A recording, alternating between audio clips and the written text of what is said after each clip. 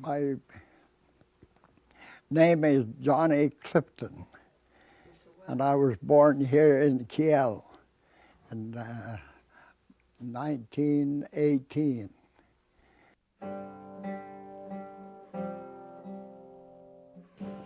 I'm Helen Clifton.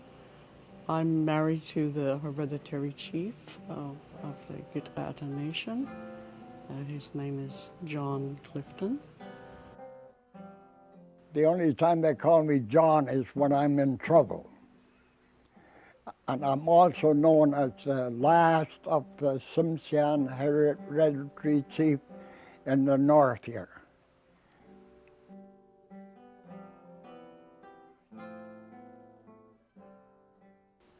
And you'll remember everything that I try to tell you, I try to warn you about after I'm gone. That's when you'll realize this is what he meant when he tried to warn me.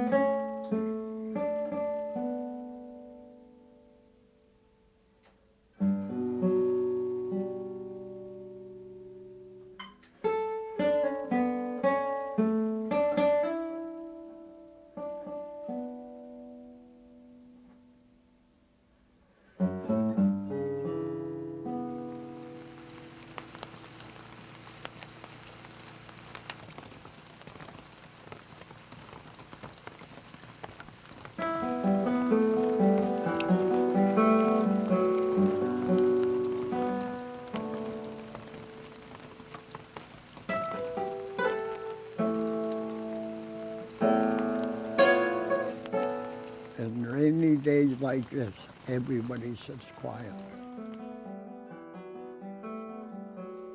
And there were times for storytelling, and rainy days like this is when they pass them their history down by word of mouth.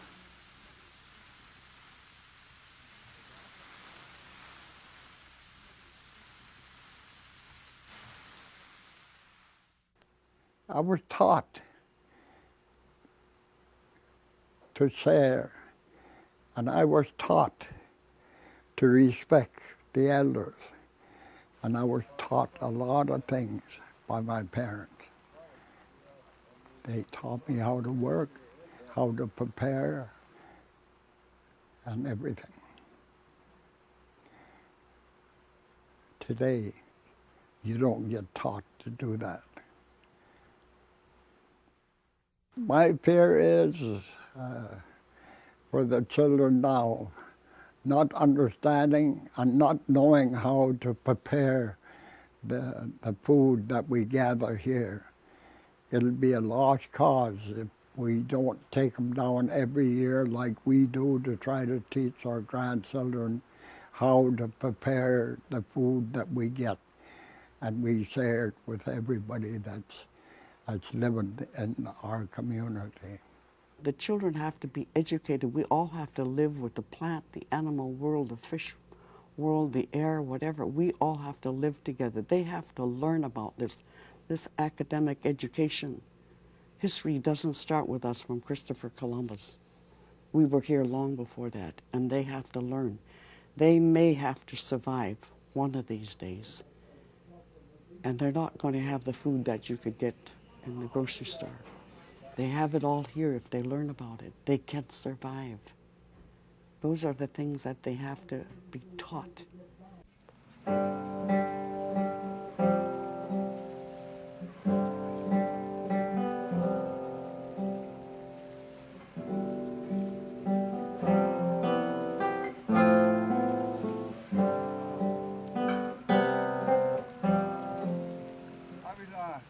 The reason we're here at Kiel is this is our spring camp.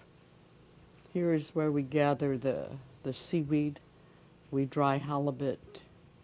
We used to be able to gather abalone, but we can't. There are none anymore.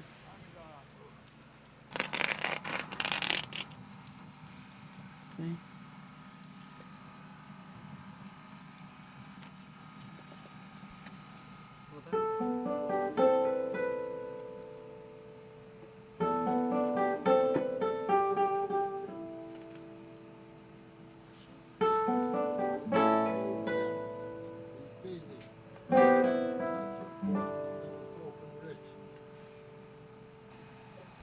this territory of the Gitga'ata were full of abalone. And if there's anything that the government does, it doesn't notify the First Nations when they're allowing a certain food to become commercialized. Otherwise, our people would have got those licenses and permits that's given out to.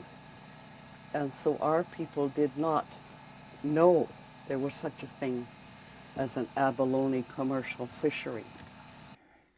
The biggest change I seen is when the Department of Fisheries opened abalone for the people. That was plentiful here. And it's the greed of the white man that caused the Indians to suffer, not getting the seafood and sea resources that they are used to, their special diet.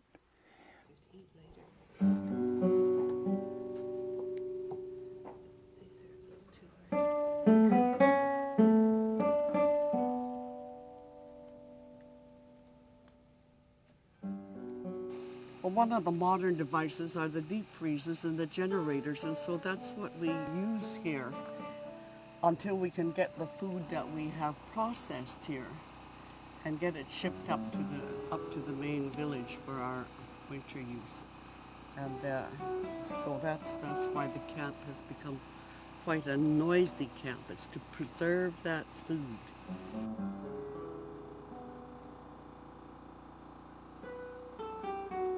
Salmon eggs mixed with seaweed.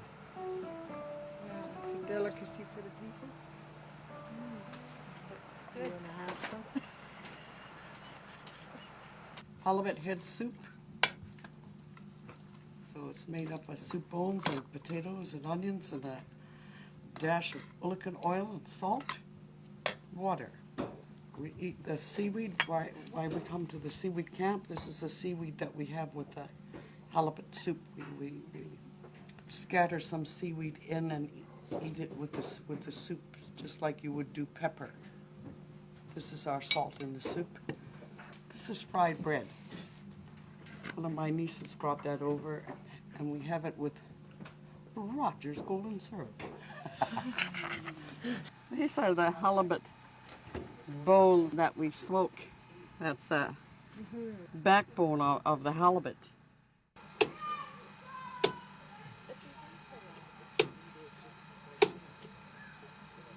Seaweed, halibut, spring salmon, you name it, and the early sockeyes that come through here. This, in fact, was picked by one of our children that came down for the weekend.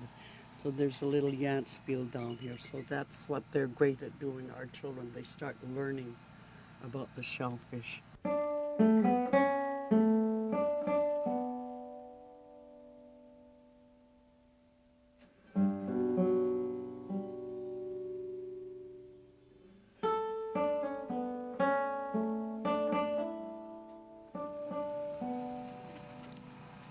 This halibut piece right here.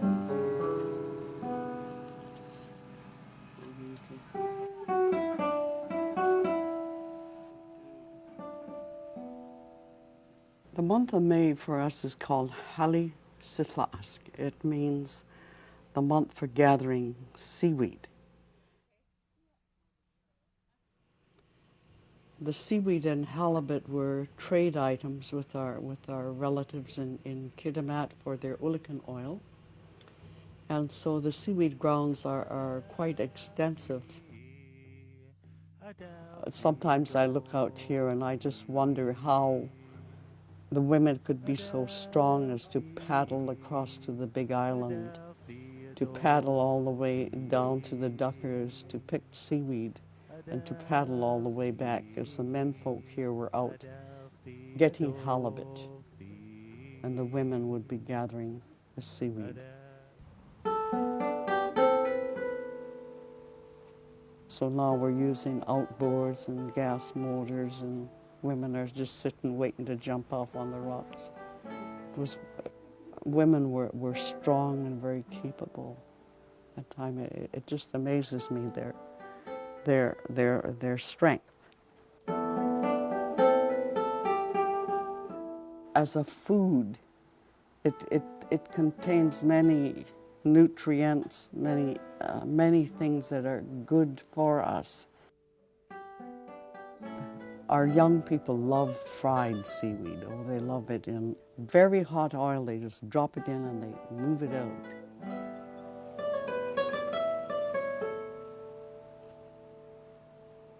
They have the old lady places of picking seaweed.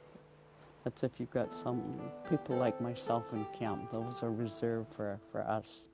I never thought I'd reach that stage in my life where I'd go to the old lady's place to pick seaweed. That's where I am now.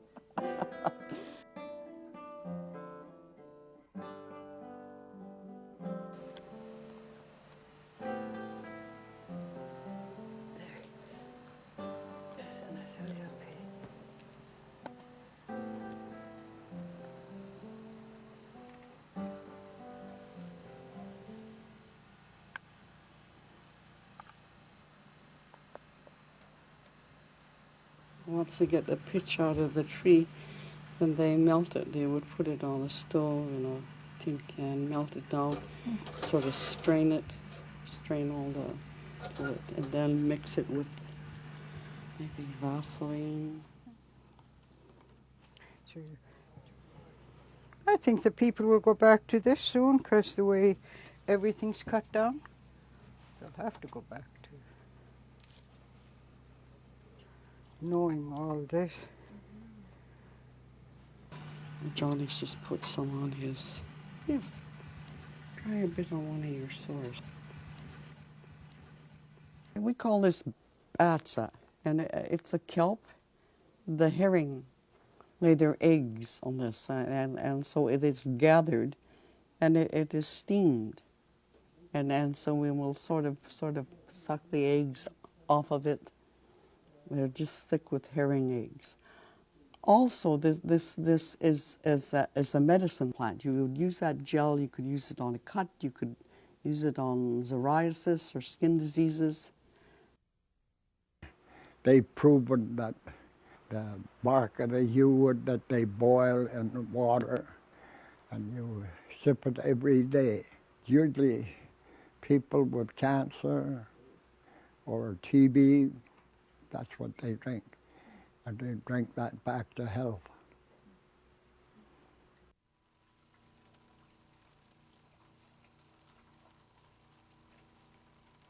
Around here, a long time ago, the women would go for their cedar bark because they used to do all the weaving in the winter. And there are some good places here to gather the cedar bark. Our ancestors went picking and they used the big cedars for canoes. They used cedar for dugout boats, everything. That's what they use the cedar for. But they don't just waste and take any old cedar that they see. Today, the cedars are taken all over the place, and it's hurting us.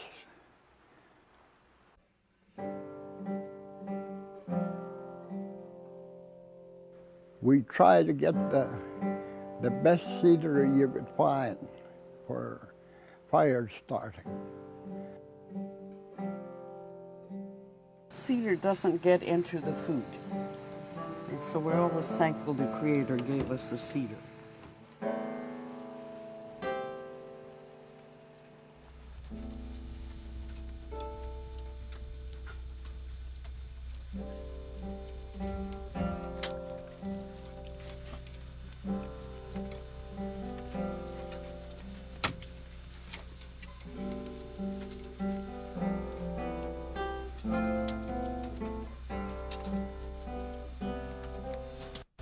You can see that these skins are up. I've turned those skins over until this part dries. Mm-hmm. Then I'll turn them over like this. Mm-hmm.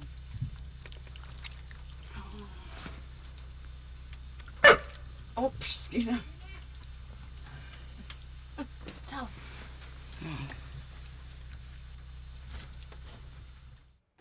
And you see my wife, she's busy every day.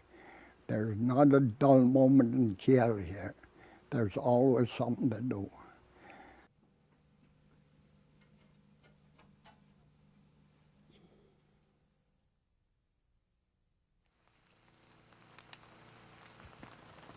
We need the sun. The sun is one of the most important elements to our processing of our food, the drying of the seaweed, the drying of the halibut, uh, all aspects of our life in the spring camp has to deal with the weather. And it's become very noticeable about the weather change. We can't depend on that weather the way that it used to be. It's completely different now. All those things that affect your garden would affect our garden of seaweed. There's a season for everything here. And this is what I know the natives on the North Coast here really respect. They move on from time to time. They only spend maybe a month or two here in Kiel.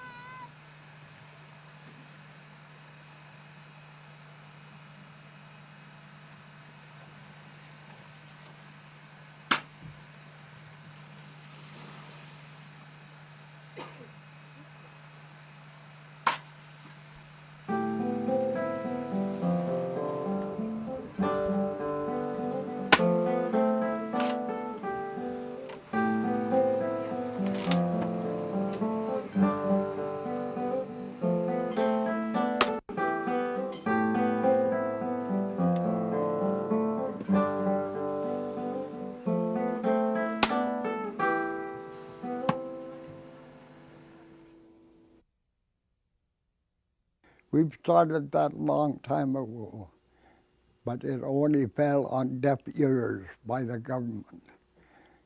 We try to warn them about the white bear that we have here. The government turned around a few years back after we tried to protect the white bear. A few years ago, they sold 25 licenses to kill the white bear. And there was two that they didn't complete. So that's how many white bear they took out of here. Now it's protected. And I'm glad it's happening. Sometimes when I think about the abalone, I think about the salmon. And with the introduction of fish farms, our wild salmon will be the same as the abalone. And we'll have a salmon out here that is not unique by different species. It'll all be one bastardized type of salmon.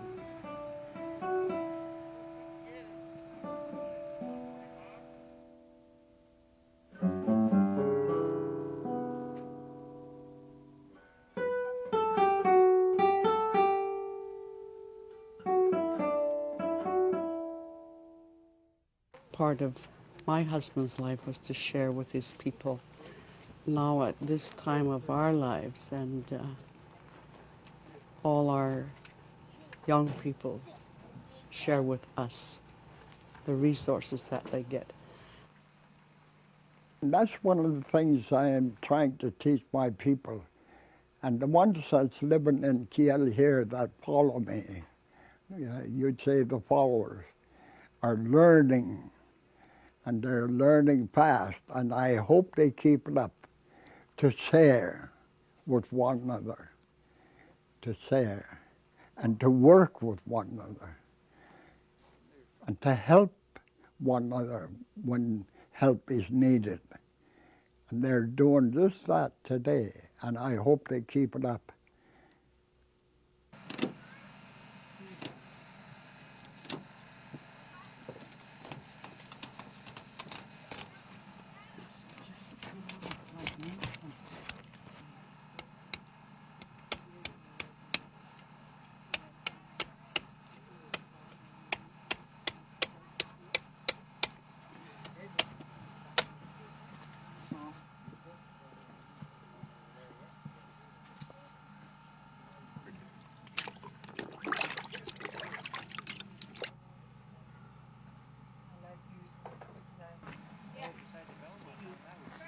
See you again.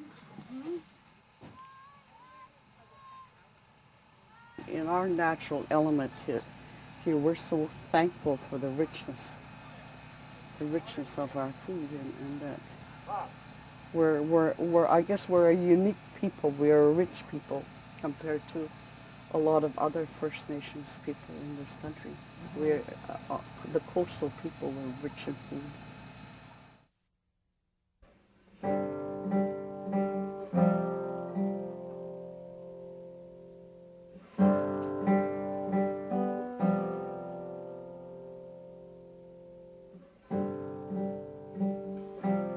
He gives orders and he leads these people to the right direction, not to the wrong direction. That's what his role is. And to teach his people to be kind, to love one another, and keep peace within his people.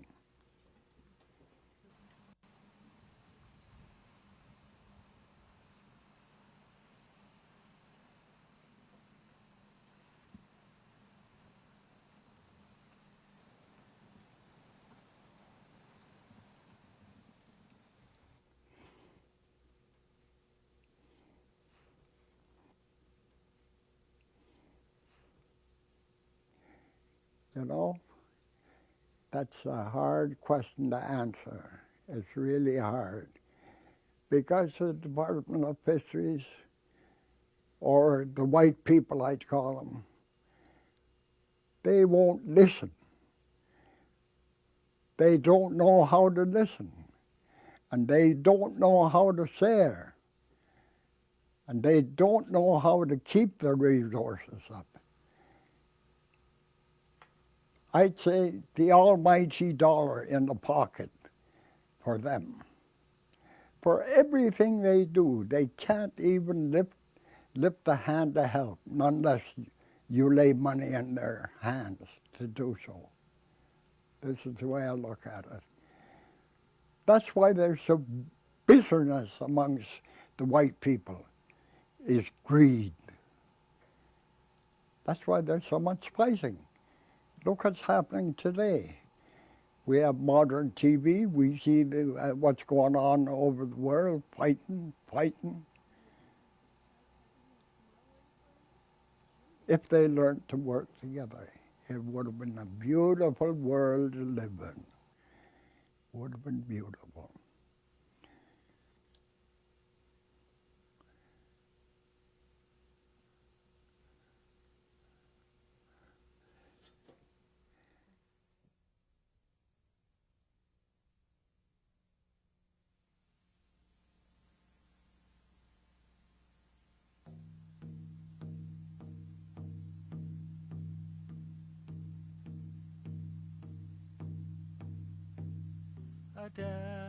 Adelphi, Adelphi, Adolphi,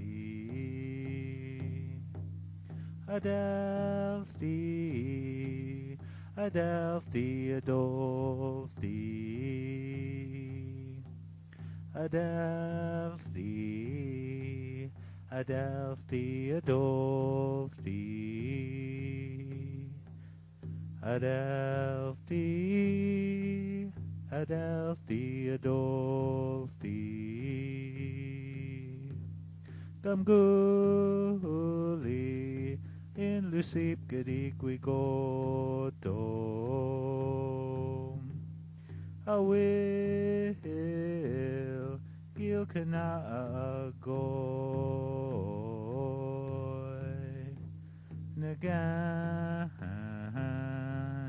Waitili Haidka Joabi Joanne Star La Masala La Intlo Adelphi Adelphi Adolphi Adelphi Adelphi Adolphi